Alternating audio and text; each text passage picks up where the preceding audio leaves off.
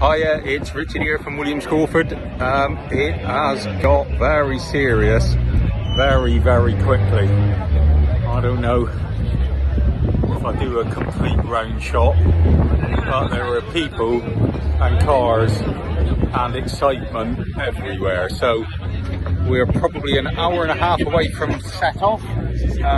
Josh has been amazing, cars are great. He's got a support team with him of Andy Caddock, Ian Purvis. So cracking team together. All the guys, the drivers, the co-drivers are getting on so well, and yeah, starting to feel a little bit lost for words.